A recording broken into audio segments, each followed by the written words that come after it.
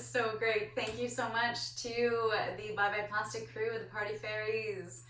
I love that initiative. I'm super happy to be a part of this event today, live streaming with Abracadabra TV. Hi everyone, my name is Andy, and I am here to steward communication of the cosmos, which is never an easy job. But perhaps some of you have noticed that this year is a little different than all other years, not only because of lockdown, pandemic, whatever, but stuff's happening that hasn't happened like this in a long time. And to put it frankly, this year is perhaps the most important astrological year in all of our lifetimes. It doesn't matter who you are. So you guys can hear me, yeah? We're good? Put in the comments below and I'll read them after, but yeah, I'd love for this to be an interactive session. I'm also obviously always here for any questions that you might have. When we talk about translating the cosmos and the astrology of today, it's not anything that can ever be done in 30 minutes, but I love live streaming. I'm so excited to be a part of this event, and let's just see how it goes. I mean, we could sit here for weeks on end and not get through it. So what I'm hoping to communicate to you today in these three parts is really start with a centering, a grounding in, an understanding of the disparate energies that have been flying all over the place and collect into a sense of awareness. And then from there we'll journey through and see the planets, what's at play, what are the different energies, when was the last time this kind of thing happened, because to be honest, we haven't seen a conjunction alignment of planets like this in 4,000 years. And anything similar even to this flavor was already 700 years ago. You can think of times like the French Revolution time, slightly similar to what we're experiencing today, yet what we're experiencing today is incredibly unique. And it could be said even that we haven't seen anything like this in 12,000 years since the last great extinction. So yes, these are the times that we're living through, and 2020 is the year highlighting it all. So nonetheless, I want to first and foremost probably express really big gratitude to my teacher, Daniel Giamario, who comes from a lineage of Dane Rudyard and beyond. And I'll read you a piece from Dane Rudyard from the 70s in a bit. It's very relevant for today. But massive gratitude to that, to the Shamanic Astrology Mystery School, and to the planets and the stars themselves, that we can reconnect to the night sky, because astrology is old as man, and it is our ultimate tool to be able to decipher with meaning what's going on here on Earth and why are we here. And so before we get there, I want to invite all of you, I know that there's been a lot going on this morning, we've had an amazing lineup, to just take a second for yourself, because whomever you are, wherever you are, life is not easy right now. And I see that, and it's okay. And so what we need to do at times, and we often forget, is just close our eyes. Maybe you can tap on your chest. Take a nice expansive breath, and as you breathe out, the belly expands. As the belly expands, make sure that the back of the teeth are parted. And if you're not doing this and you're just looking at me and you're being silly, do it with me right now. Come on, we're doing this live. So as you're breathing, perhaps tapping your chest, get into a really comfortable position. And in your comfortable position, move your neck a little bit. Make sure that you're fully relaxed. You can open and close your jaw and sink into wherever it is that you are sitting. And as you lean back in your chair, your bed, or wherever you are, breathing into the belly, reflex, relaxing the vagus nerve through the contraction of the diaphragm. Remember that everything's okay. That whomever you are, wherever you are, everything is okay right here, right now. There's nothing you need. There's nothing that you need to do. That if the world came crumbling down tomorrow, it would be okay. Not in a morbid way or a sad way, but in a way of full and total acceptance. In a way of surrender to that part of us that always wants to fight and hold on and control.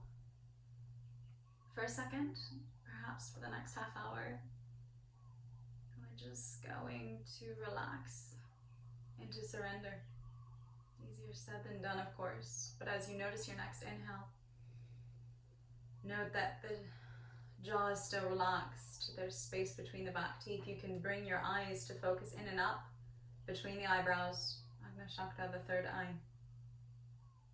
Slight smile behind the eyes. There's nowhere to go. There's nothing to do. Allow your shoulders to fall, your elbows to get heavy. Remember.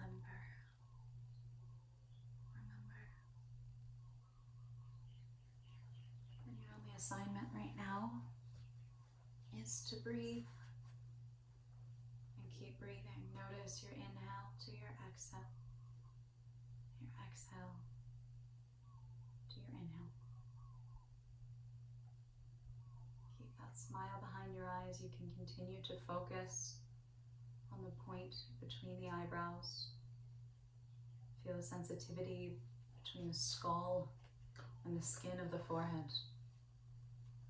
And I'll read to you right now A Seed by Dane Rudyard. Keep your eyes closed, stay relaxed.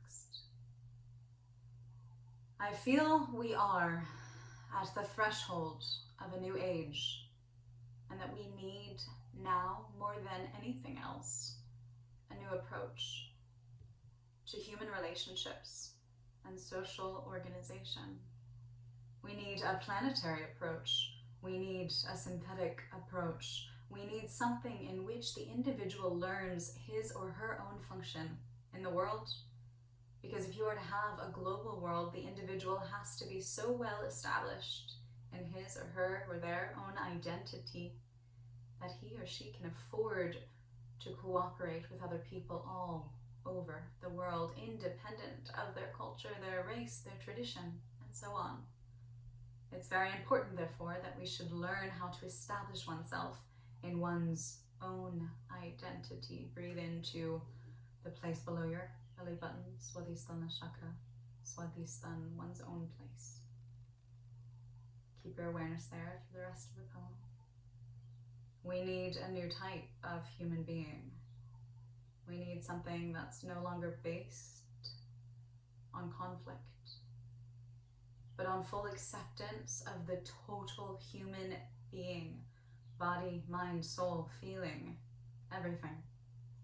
An aesthetic approach versus an ethical approach, so that you can see the relationship in which everything stands inside of the whole, so that you can look at the whole and become identified with the wholeness of that whole rather than with any particular part or party. Now this is, of course, a very difficult situation. We are certainly in a difficult time, and what is ahead of us today, I do not know. I'm rather pessimistic as far as the immediate future is concerned, considering the way the world and our nation is moving at the present time. But you must realize that crises are sometimes necessary to accomplish what is to be accomplished. The only problem, however, is this.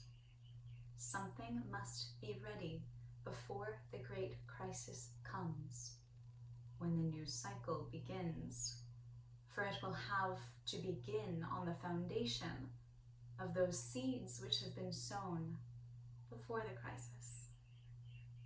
If you have a winter followed by spring, but there was no harvest in the fall, no seed will germinate during the spring, and you'll have to start at the very beginning, into the most primitive time of manifestation.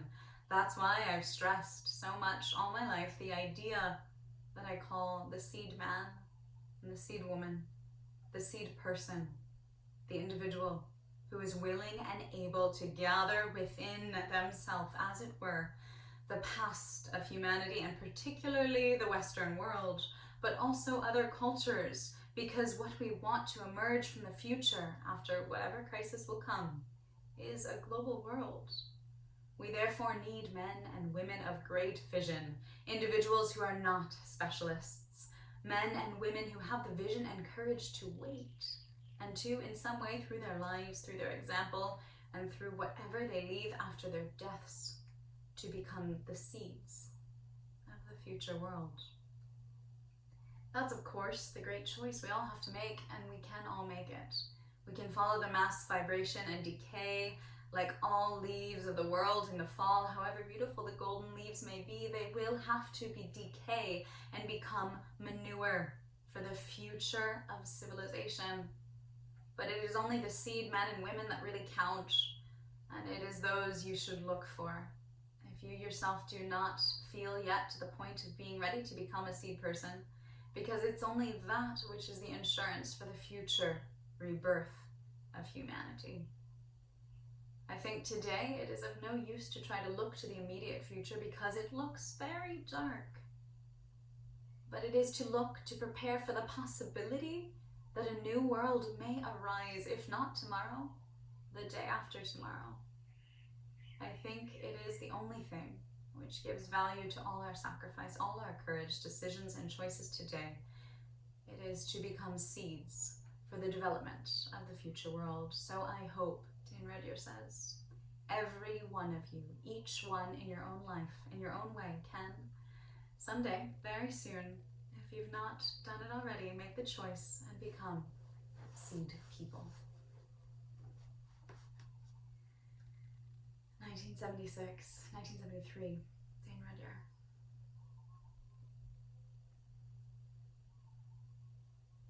Gently, slowly, as you're ready, allow your eyes to softly open, soft gaze at the floor in front of you, coming back into this space. Next breath into your chest, expansive, trusting that you are here to be a seed person. That this time is dark because it is darkest before the dawn. And that indeed we are entering into the turning of the ages.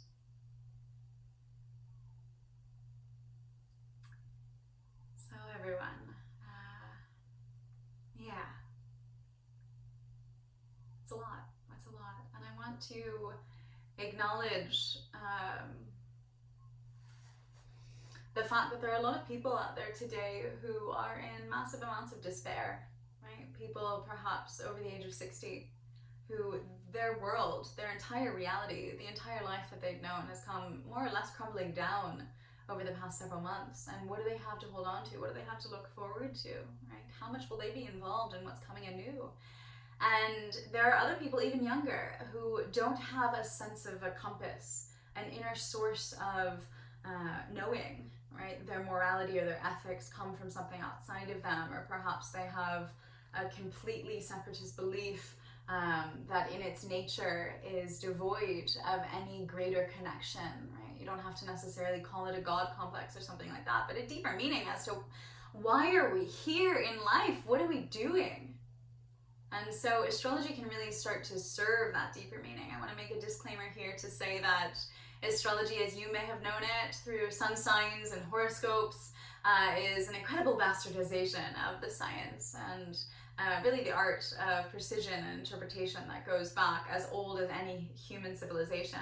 I mean, when we look at astrology from the Babylonians to the Sumerians, all the way through Hellenistic Egypt, the Islamic world, Greece, Rome, and then we can even see definitely Mesoamerican traditions, you know, Mayan astrology, all the way up to even present day, some places where astrology is still governing the morale of the people, places like China and India. And so, as above, so below, as within, so without. It is this understanding that whereas we think we are these amazing free will agents, it's not that we don't have free will, right? There's always that discussion between fate and free will. It's that actually we are part of something being driven, that everything happening in your life right now, today, is happening for a reason. And I know you've heard that before. I know that's not any new news, but astrology tends to give you a framework to start to steer and understand to a greater extent why things are happening the way they are. So, there we have it. At the end, if we have time, I'll get into talking a little bit about how everything that we're going to discuss today, the planetary movements, are affecting your personal natal chart, because really what astrology is, mind you, is an interpretation of a time. So this would have to do with transit astrology. So right now, the planets are at a specific point and part of the sky, right? Their relationship or their proximity to one another, whether they're in a 90-degree angle or opposing on opposite sides of the sky, or directly from our view, aligned, right? The great planetary alignment. You remember that from Lara Croft, from Tomb Raider? that's the time that we're in now. That's what March was about. I mean, people like me, astrologers, have been known, and we've known for really years that this is going to be happening. And I was, you know, not warning, but letting everyone know last year that like shit's gonna go down in January, March, July, and December of this year, of 2020. And so when March happened, of course, and the world as we knew it kind of fizzled out, a lot of my friends called me and said, oh my God, Andy, you called it. And it's like, I didn't call it, guys. The stars did. And so we can look also historically, and this is really important to start to understand the depths of astrology in terms of transits. The other part of astrology, side note, is your natal chart. It's where the stars were in the sky and the planets at the moment of your birth. And at that moment, there was a kind of imprintation that was put upon you. That is what Western psychology would call personality, right? And when we can start to connect and understand the greater impetus of the effect of the planets upon us at the moment of our birth, we start to understand the gifts that we've been given, the cards that we've been given to play in this lifetime. And we get to learn how to play better. We get to strategize, knowing ourselves more fully. And astrology is truly the deepest extent of self-knowing. And the yogic arts, for example, are self-knowing. That's what it is at the end of the day. It's not about Lululemon leggings and yoga mats, right? It's about deep self-knowing, and astrology and yoga are sister sciences. And so when we see this rebirth of yoga proliferating through, really, I wouldn't even say the Western world anymore, all over the world, we see people searching for meaning that in our modern, secular Western society, right, heavily extreme capitalist by nature, we've lost any sense of inner morality. I mean, that's a bit of an extreme statement, Andy, you tend to make those. But like this sense of like, why am I here, and what is good and what is right, and how do I as an individual group together and collaborate with something bigger than myself? What is humanity here for? What is our legacy? What is my legacy? And so these are the big questions that we often lack outside of like mastermind, you know, Tony Robbins kind of courses. But when we step back and we allow for infiltration of deeper meaning and inquiry into our lives, we tend to go through periods of awakening. And that is the seed people journey, is one of awakening. And so I want to definitely acknowledge that the way in which I communicate astrology is through not only a bigger lens of the political economy of what's happening in the world and understanding modes of exchange, right? Of course, we're seeing more or less the burst of the overinflated bubble of late stage capitalism, and many places like the US are looking much more like a socialist nation than anything else. And like all other experiments in the world, whether it was socialism or whether it was communism, when we overinflate the ring of this mode of exchange, it tends to fizzle out and not work. And so a lot of that work is from Kojin Karatani, a great Japanese literary critic, if anyone's interested in going down the road of political economy and understanding on a level of the economy what's really happening now. But anything that wasn't working or wasn't meant to work isn't gonna work. And that's including your relationship. So this is when it gets personal. I mean, we've had a lot of, the last new moon was with a conjunction to Uranus in Taurus. And this was a grand old time, or perhaps I'm thinking 2 moons ago, of testing ground for relationships. And so many of you perhaps have been in relationships through lockdown, and it is a make or break time. And that goes all the way up to what we're going to experience just this coming weekend. We have not only the summer solstice, but we have a new moon and an eclipse all at once. And that's like, this is a potent event. Some would say this is even the most potent event of the entire year. It's happening this weekend. So there's a lot going on, if I can just say that. When we look at astrology historically, it will help us to understand more or less what's happening today and to put into context where we are and what are the influences. I already told you that it's not dissimilar to the French Revolution time. There was also Uranus conjunct Pluto then. We also saw this formation in World War II, yeah, in the early to mid 40s, as well as in 1988, right before the fall of the Berlin Wall and the dissolution of the Soviet Union. And so this is the nature of the time that we are in now, based upon the astrological conjunctions and transitory nature. So there's another big flux that we're seeing the end of a cycle happen, and this is a Jupiter-Pluto conjunction. So we're in the second of 3 potent Jupiter-Pluto conjunctions will happen this weekend.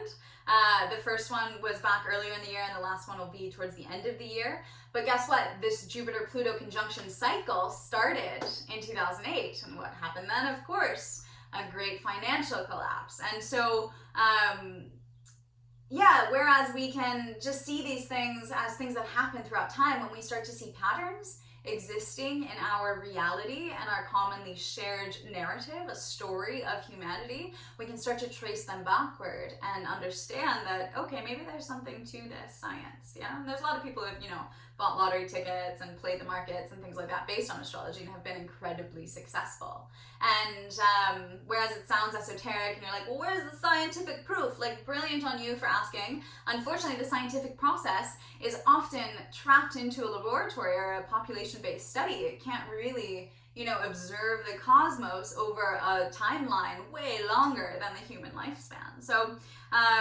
with that said, my encouragement, what we do at my institute, the Institute for Aliveness, is we pioneer the field of embodied research, that if this stuff works with you and you can work with it and mold it like clay in your life and verify it through your own existence, that is all the proof you need. Yeah. So don't believe me, verify me, just try.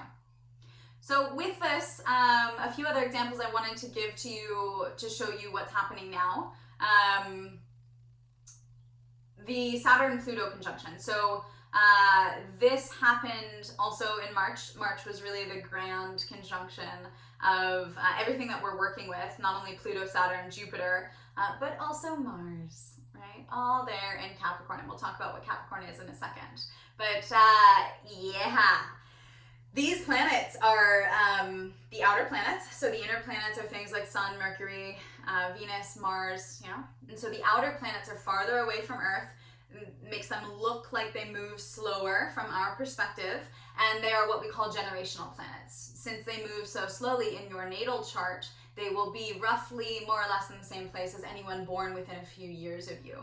And yet when these planets aspect our inner planets, so where your Venus or your Mars are, and check my other astrology lectures for that, you guys should definitely know where your Venus and Mars are, Venus for women, Mars for men, because that is your ego archetype. And by mastering that, by learning all of its shadow sides as well as its light sides, life becomes so much easier.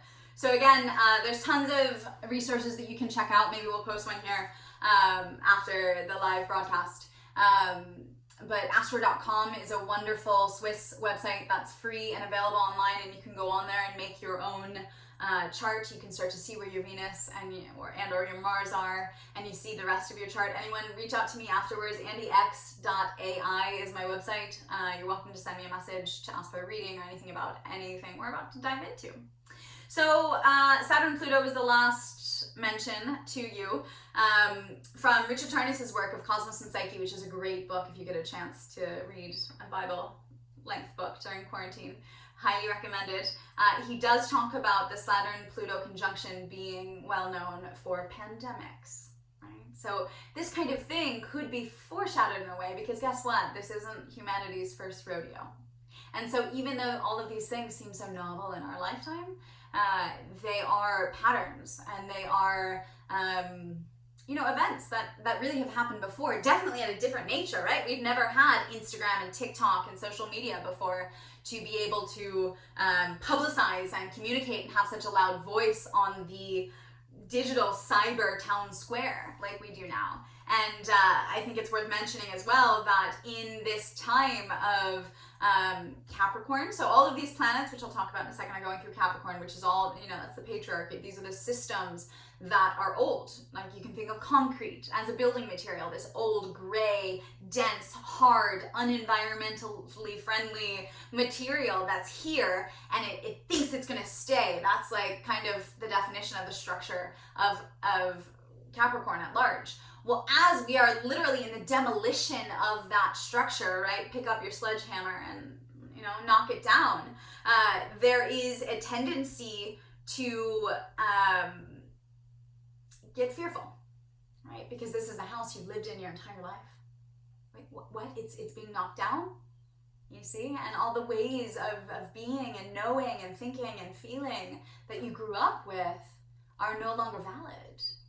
Right? We've had a massive upswing in emotional intelligence. This is the work that I do professionally, is I consult on emotional intelligence to either people of influence or, you know, startup teams, things like that, of understanding we have an ability for self-awareness, yeah?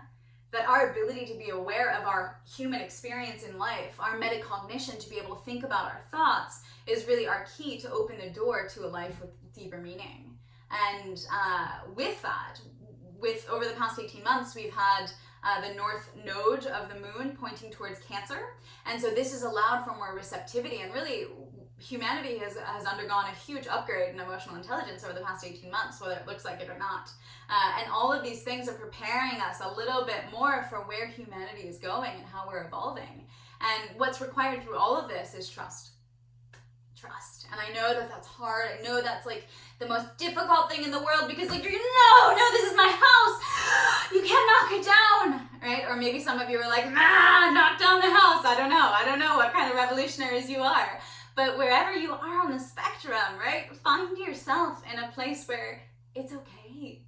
Whatever happens, it's okay. Because it's all happening for a greater purpose. Humanity is in that period of upgrade. We are collectively, globally, as a society of our species, humans, undergoing the turning of the ages. Literally a new era. And there's no other time in our lifetime where astrologers have been able to say that. And so you're living through it. I'm sure you've heard that cliche phrase, what a time to be alive. Right? Well, what a time to be alive! And the only way that we're going to navigate is through a tremendous amount of self-awareness. And then resilience requires flexibility. Right? When the boat rocks, we have to make sure that we, are agile. We have that strong core to be able to always rely on ourselves and knowing that whatever it is, it's okay. And this is a mantra that I used for several years in my early 20s that I'll give to you now. Perhaps it will be helpful to you. You use it whenever you feel that anxiety coming on, whenever you feel your heart racing, your body temperature rising. Right? Take that deep breath. Whatever it is, it's okay. Whatever it is, it's okay. And if you can get to that place of acceptance, if you can let go of control, and I know you say, but what if, and people are dying, and whatever. Back up, calm down. And that's what astrology does, right? It gives us the gift of a overarching bird's eye view, a bigger perspective of the depth of meaning and purpose and direction of our human existence. So, all right, let's dive into the planet, shall we? We begin with Pluto. So Pluto is really the overarching theme of this entire year. Pluto is compost. Pluto is death and rebirth. Something has to die so something else can be reborn. It is an underworld process, and I'll go through with you at the end a little bit about how to navigate through Pluto transits. But that's the flavor that's in the mix. Another flavor that's in the mix is Saturn. So Saturn is discipline, it's structure, it's groundedness. It's like teaching us how to evolve through boundaries and limitations. Yeah, tapas, we call it in yoga. It's the hard knocks of life, the lessons learned. And we can honor Saturn in gratitude through having routine, through going through life with that drive, like that solid, steady drive towards building structure, strategy, and planning for what we're going into. And of course, we don't know what we're going into. No one knows. Anyone who claims that they know what's going on right now is not accurate, perhaps I can say. Yeah. Can I quote on this live stream? Can I curse? I don't know. So in general, I will tell you that this energy of Pluto, death and rebirth, Saturn, right? That kind of structure, limitation. I mean, you're feeling it. How long have you been sitting in that chair in your house, right? And then Jupiter. So Jupiter it can be massive amounts of expansion, exploration. Jupiter is often associated with travel, which is funny, but the fact that we have Saturn on Jupiter with Pluto means that travel itself is being reinvented and it's being greatly brought down to a point of smaller magnitude, perhaps. And then what Jupiter really does in any kind of situation like this is amplify whatever else goes on. And then really important, Uranus, which was with the rest of the planets at earlier in the year, and then made a hard square.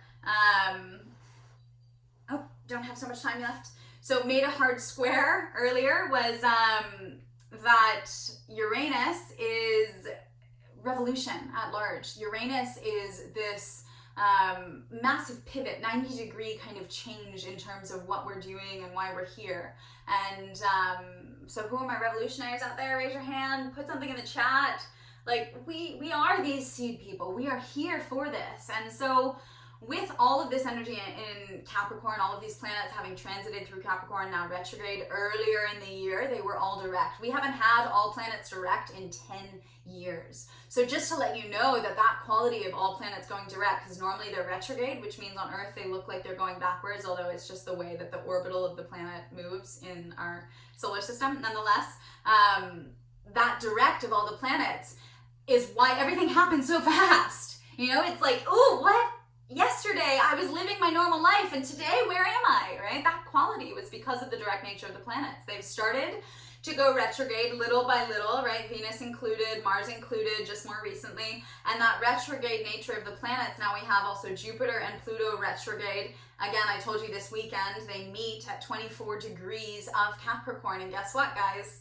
That was the 2008 cycle of the financial crash starting, kind of finishing now, and by the end of the year. So see what that looks like in your own personal world. But nonetheless, the retrograde nature of the planets, as well as lockdown in general, gives us time to stop and breathe and trust and grow.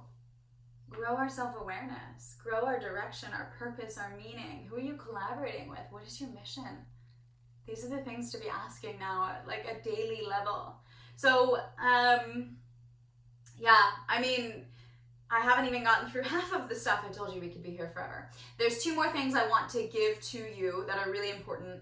One of them is what I talked to you about Pluto and the Pluto cycle, especially if you're watching this from the United States, knowing that there's a lot happening in the birth chart of the United States of America, and that actually through the next 2 years and by 2022, we will see kind of the decline of the United States as a global leader. And I know that might sound pretty scary to you, as long as you can trust again and accept, understand that the world is changing. And, you know, mark my word, don't mark my word, whatever you want to do, call me in 2 years. But nonetheless, the theme of Pluto, of death and rebirth, I want to read you another quote from my astrology lineage, Jane Roder again. So how we deal with Pluto is through not trying to figure it out, right? A Pluto transit is not something you can figure out. Don't try to logic and reason your way through it with your mind. Don't pretend it doesn't matter. That's not gonna work. Because guess what, guys? This time right now matters. And then, you know, there's no technique to surrender. You just have to let go. And notice where everything inside of you is still holding on, and just let go. But, yeah, no, just let go. And so surrender practices, whether it's like meditation or yin yoga, or maybe training a triathlon is your surrender practice, whatever it is for you, where you get out of your own way, get out of your mind, and get into flow state, that is what's required for us seed people now. So the quote is from Jane Roder: Pluto tends to bring out into the open the shadow of political power or personal ambition. It forces any entrenched group to surrender its privileged position or face revolution and or moral decay. All right, so that's kind of the theme of what's going on. And in general, guys, to sum it up, like, this is one of the most significant life-changing years in human history. And we are living in it. And the good news is that as these planets transit out of Capricorn over the coming years, they're moving into Aquarius. Aquarius is, of course, all about revolution, all about change, all about forward thinking. However, the shadow side of Aquarius is that there is no shadow. And so if we think that the technocrats and the technological revolution is all good, right, we have to, again, maintain that awareness, right? Why am I thinking? Who am I thinking? Where is this thinking coming from? Is it coming from my spirit, or is it coming from my ego?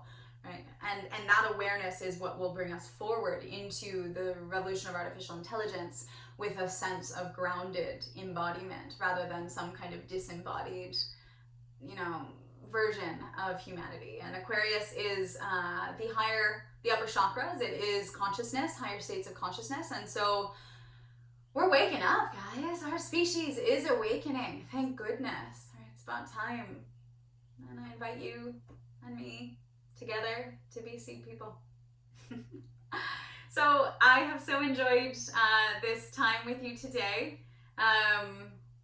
There's a lot more to say. I mean, I'll say that probably the last thing that I forgot to talk about in my long pages of notes that didn't get through is that whereas we normally only have 4 eclipses in a year, we have 6 this year, right? And again, one of them is this coming weekend. And so it would be a great time to have any quality of just awareness, again, just presence with yourself, acceptance, and journaling is a really great practice through these rough times. If every morning you wake up, set a timer for 8 minutes, and don't let the pen stop, no matter what comes out. Just, I don't know what I'm writing, I don't know what I'm writing. Just keep it going, and that will get you into a flow state. There's so many more practices like this. You're welcome to join me on social media or wherever else around the world. Send me a message if you're interested in this quality of self-development. That's what we do at the Institute for Aliveness. And I am thrilled to be here with all of you and to attempt to communicate the incommunicable, right? The cosmos, the great mystery. Until next time.